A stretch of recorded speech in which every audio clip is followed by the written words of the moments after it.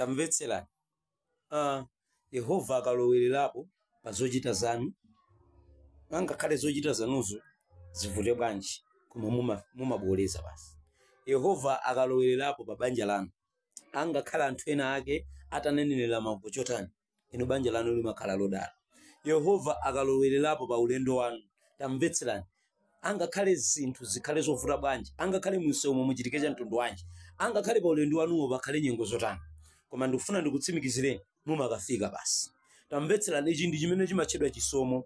Akamati chisomo ndipo ndiko Yehova kulowerera pa zochita za munthuyo. Tamvetserani, Yoswa chapter 1 verse yake ndi namba 9, atamwalira Mose, Mulungu adamuyitana Yoswa namuza kuti utenge anthu anga ukafikize ku mzinda wolonjezedwa, ndipo usachite mantha chifukwa ine ndilowererapo pa ulendo wako.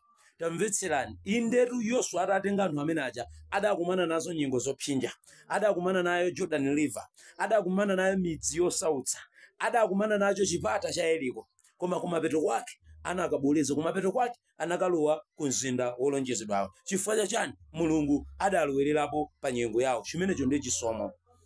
Mu nthawi ino yakummawa ndimafuna ndilankhule ndi wina wake, ndikulankhula ndi inuyo, ndikulankhula ndi iweyo, ndikunena ndi iwe wina aliyense amene ali nkundiva panopa.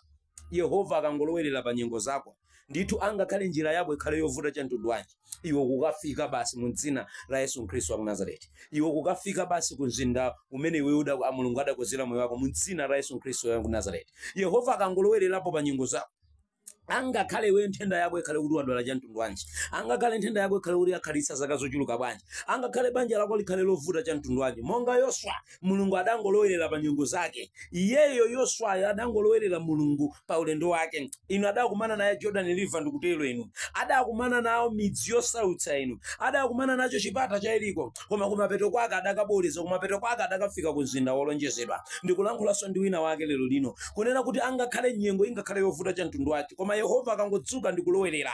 Angakhale nthenda yako adwala zaka zochuluka bwanji, koma Yehova akangodzuka ndikulowerera. Angakhale business yako yavuta cha mtundu wanji, koma Yehova akangodzuka ndikulowerera. Angakhale nyengo zako zikhale zosasa cha mtundu wanji, koma Yehova akangodzuka ndikulowerera. Mvetsera chimenechi ndiye chimene timanena kuti ndi chisomo inu.